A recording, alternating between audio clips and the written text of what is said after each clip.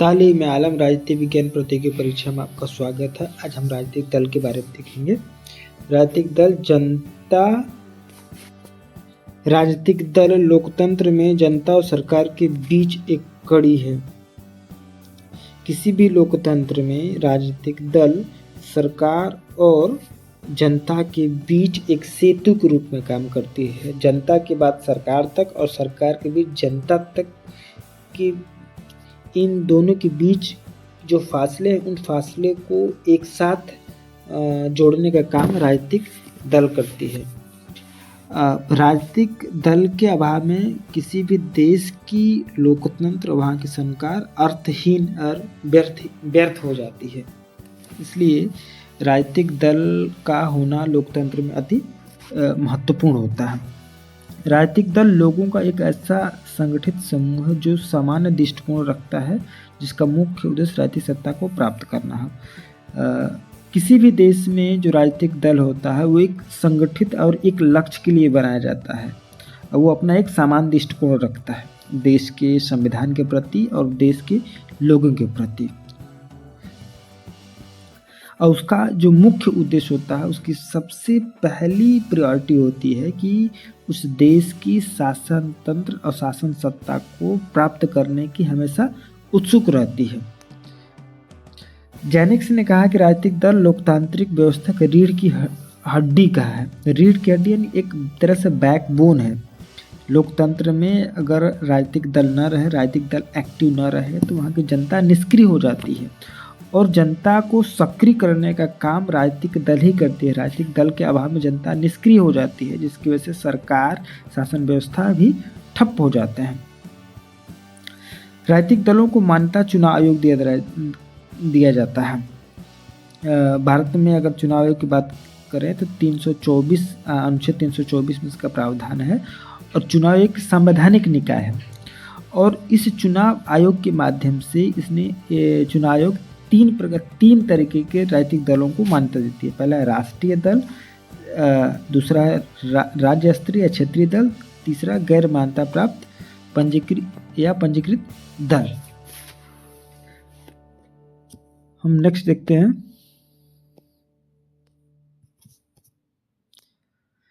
चुनाव आयोग द्वारा जो राष्ट्रीय पार्टी, राज्य पार्टी या पंजीकृत पार्टियों को जो दर्जा दिया जाता है, उसके लिए कुछ क्राइटेरिया निर्धारित कर दिया है।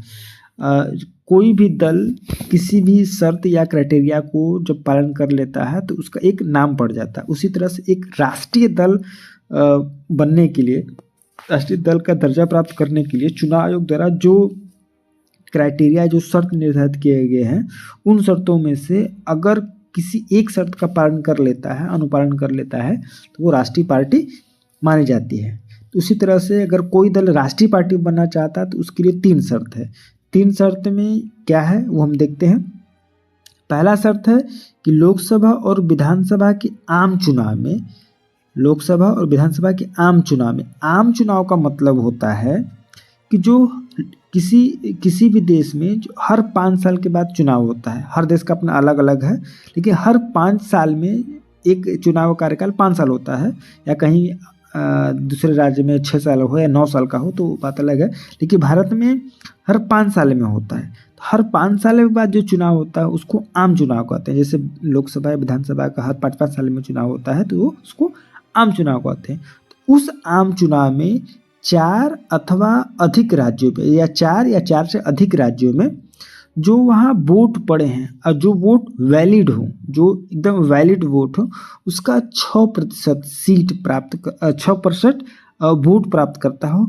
उसके साथ साथ राज्य अथवा राज्यों में से लोकसभा की 4 सीटों पर विजय प्राप्त किया। यानी कि पहला शर्त है कि लोकसभा और विधानसभा के आम चुनाव में 4 या 4 से अधिक राज्यों में जो वैलिड मत पेड़ हैं, उन वैलिड मतों में से 6% वैलिड मत, और साथ ही साथ कम से कम लोकसभा में 4 सीट पर अगर विजयी, लोकसभा के 4 सीटों पर अगर विजयी प्राप्त कर लेता है तो वो राष्ट्रीय पार्टी बन सकता है। अगर ये शर्त पूरा नहीं कर पाता है, दूसरा शर्त क्या है कि लोकसभा के 2% सीटों पर विजयी प्राप्त की हो जो 3 विभिन्न राज्यों से हो।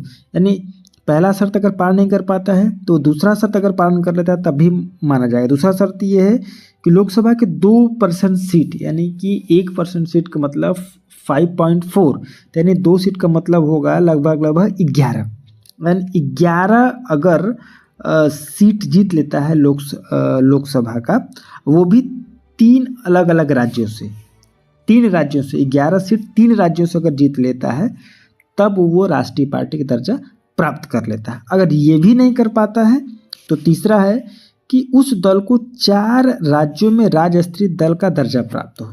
यानी कि कोई पार्टी अगर 4 राज्यों में या 4 से अधिक राज्यों में राज्य पार्टी का या क्षेत्रीय पार्टी का दर्जा प्राप्त है, तब पर भी वो राष्ट्रीय पार्टी कहा जाएगा।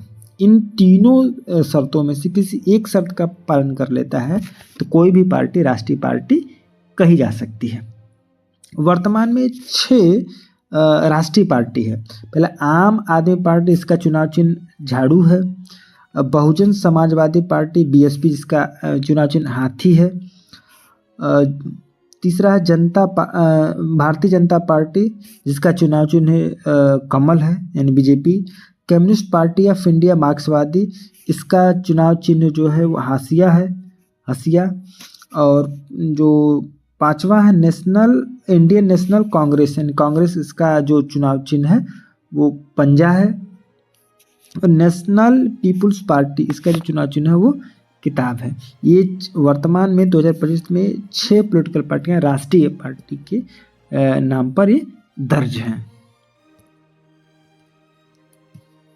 उसी तरीके से जैसे राष्ट्रीय पार्टी के लिए चुनाव आयोग ने एक क्राइटेरिया फिक्स किया, उसी तरह से क्षेत्रीय पार्टी या राज्य स्तरीय पार्टी बनने के लिए भी कुछ क्राइटेरिया या शर्त उसको दिया है। अगर 3 शर्तों में से अगर कोई एक शर्त को पालन कर लेता है तो कोई भी दल राज्य स्तरीय या क्षेत्रीय दल कहा जा सकता है।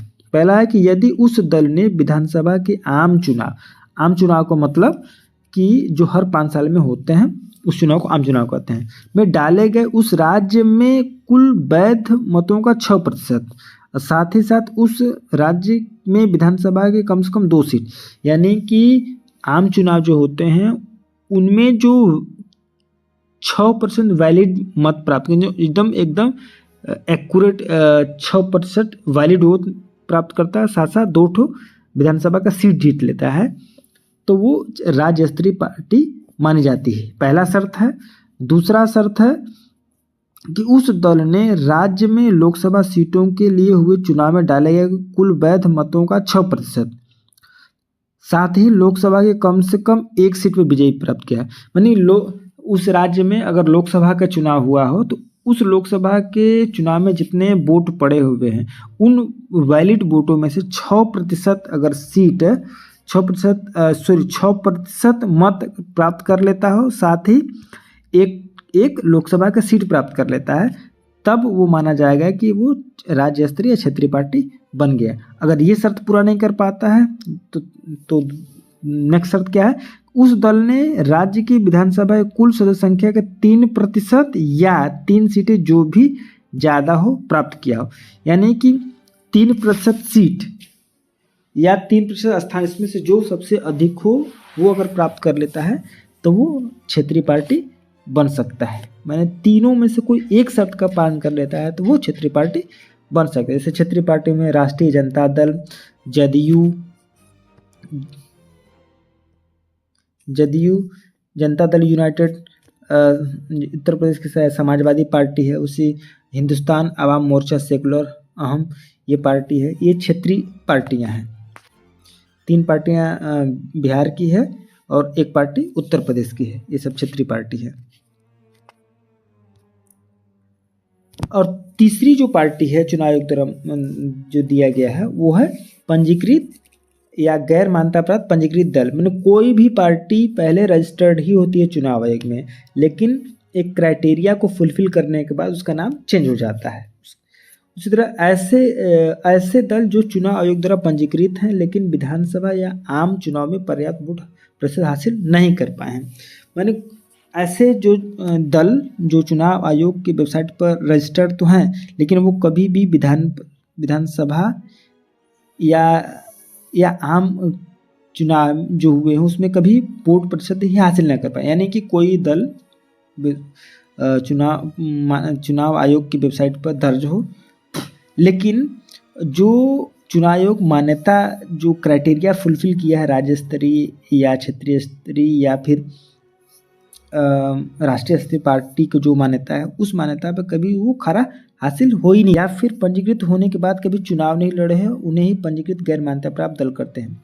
या पंजीकृत होने के बाद कभी चुनाव ही नहीं लड़ पाए, ना लोकसभा का ना विधानसभा का, तो वैसे पार्टी को गैर मान्यता प्राप्त दल कहा जा सकता है।